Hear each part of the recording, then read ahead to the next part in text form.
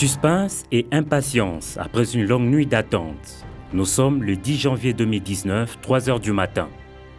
Le président de la Commission électorale nationale indépendante, Corneille Nangaa, proclame le vainqueur de la présidentielle du 30 décembre 2018. Une élection qui signe la première transition démocratique du Congo depuis son accession à la souveraineté nationale et internationale. Proclamé provisoirement élu président de la République démocratique du Congo, Monsieur Tshisekedi Tshilombo Ali Mété, quartier général du vainqueur, c'est une explosion de joie.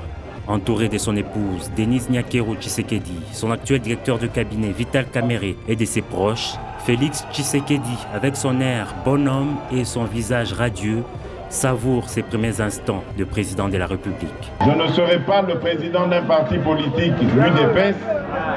Je ne serai pas le président d'une tribu, la tribu des Louba. Je serai le président des Congolais.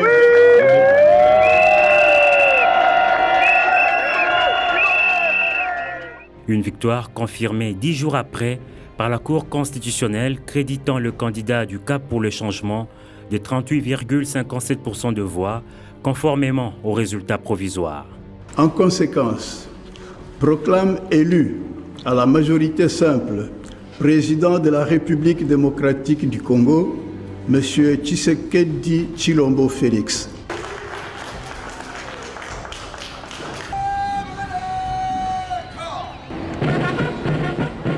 Vint alors le jour historique au Palais de la Nation.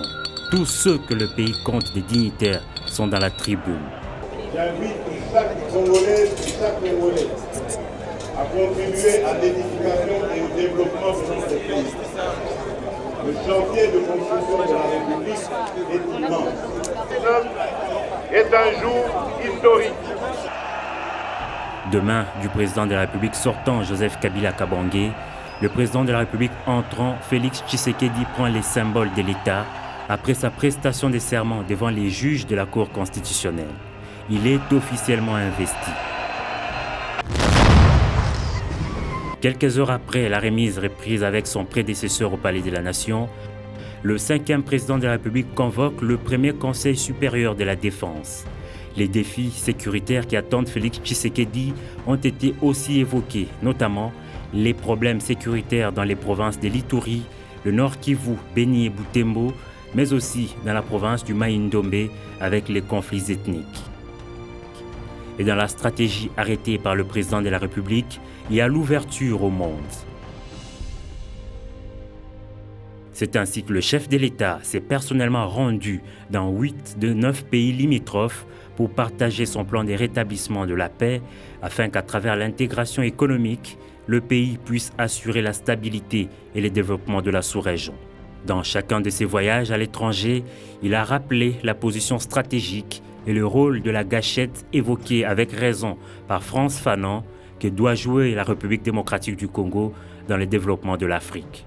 Je considère donc mes déplacements comme le prix à payer pour redorer l'image de notre pays, consolider les relations avec nos voisins conformément à notre principe sacro-saint de porte ouverte et de bon voisinage, reprendre le programme avec les institutions de Bretton Woods, de relancer notre partenariat stratégique avec les États-Unis d'Amérique, de redynamiser la coopération avec l'Union européenne, de réchauffer nos relations bilatérales avec la Belgique, consolider nos rapports privilégiés avec la France.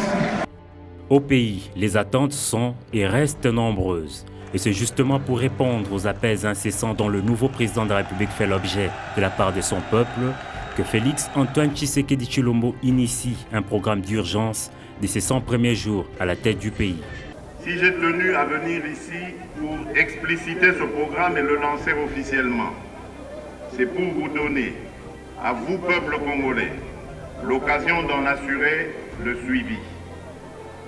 Vous aurez toujours présente à l'esprit que la tâche qui m'incombe est celle de vous servir et de répondre à vos attentes, d'assurer la sécurité de toutes les personnes sans distinction vivant sur notre territoire et de leurs biens et surtout d'assurer la défense et l'unité de la patrie.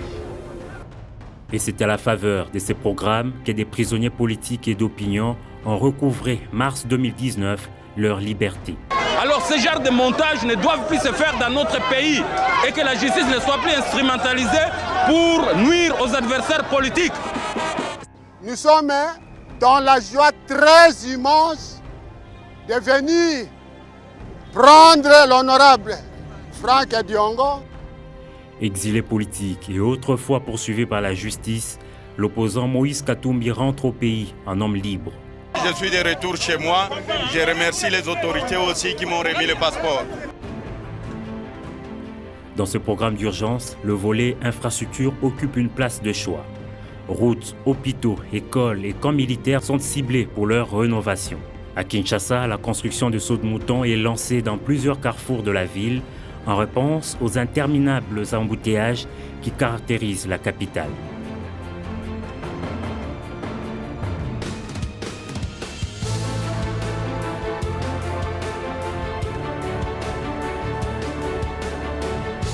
Sur le plan de l'éducation, Félix Tshisekedi a ordonné la mise en œuvre de la gratuité de l'enseignement primaire dans les établissements publics et c'est conformément à l'article 43 de la Constitution.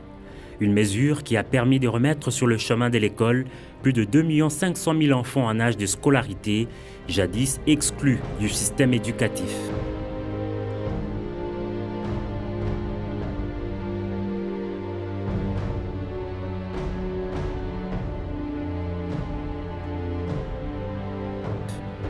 Un programme qui devra être exécuté par un gouvernement de coalition dont le Premier ministre a été nommé par le président de la République le 20 mai 2019. Sylvestre Ilunga Ilunkamba, issu du Front commun pour le Congo FCC, plateforme qui représente la majorité parlementaire, prend 4 mois après l'arrivée de Félix Tshisekedi à la tête de la RDC, les commandes de l'exécutif national. Professeur en sciences économiques appliquées, le chef du gouvernement a la lourde mission de stabiliser durablement l'environnement macroéconomique et à se conformer à la vision du chef de l'État, vaincre la pauvreté.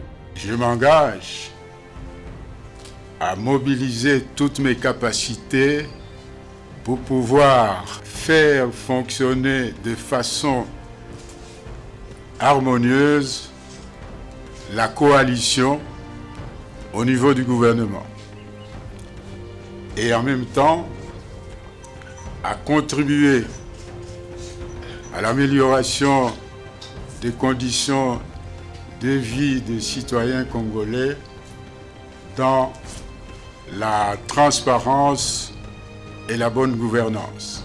Commencent ainsi de longues tractations pour la formation du gouvernement entre les deux partenaires de la coalition FCC-CACH. Et c'est en cette période que la dépouille d'Étienne Tshisekedi Wamulumba, décédé le 1er février 2017 à Bruxelles, est enfin rapatriée à Kinshasa. Nous sommes là le 30 mai 2019. À l'arrivée, la veuve Marthe Tshisekedi, qui voyageait avec les corps, a trouvé tout ce que le Congo comptait de hautes personnalités. Son fils, le président Félix Tshisekedi, tout de blanc vêtu et coiffé de la casquette préférée de son défunt père, était accompagné de la première dame Denise Nyakero Tshisekedi et bien d'autres officiels politiques, religieux et plusieurs milliers de sympathisants. Des hommages qui se sont poursuivis au stade de Martyrs en présence de plusieurs chefs d'État et de gouvernement qui ont fait les déplacements de Kinshasa. Élevé à titre posthume au rang de grand cordon dans l'ordre de héros nationaux Kabila Lumumba, le sphinx délimité a été inhumé en Tsélé dans une concession familiale. C'est une page qui se referme. Mais la vie de la nation, elle, continue. Et le 26 août 2019, l'équipe gouvernementale Ilunga Ilunkamba est enfin dévoilée. Il est composé de 66 membres. Sont nommés vice-premiers ministres et ministres aux fonctions et en regard de leur nom, les personnes ci-après. Des défis sont énormes pour cet exécutif national, au nombre desquels le rétablissement de la paix et de la sécurité dans les zones à conflit, à l'exemple du Grand Nord et de la province de l'Ituri. Un sujet qui préoccupe au plus haut point le 5e président de la République. Lors de son premier discours à la tribune de l'Assemblée générale des Nations unies en septembre 2019, Le président Félix Tshisekedi a affirmé notamment que la RDC a encore besoin de la MONUSCO, mission des Nations Unies au Congo, mais une MONUSCO non pléthorique, bien équipée, forte et dotée d'un mandat adapté à l'image de la brigade d'intervention rapide qui avait jadis mis en route le mouvement M23. Je note une convergence de vues avec le secrétaire général quant à l'urgente nécessité de réadapter la configuration de la MONUSCO à l'évolution de la situation sur le terrain en concentrant davantage les efforts sur les capacités d'intervention opérationnelle.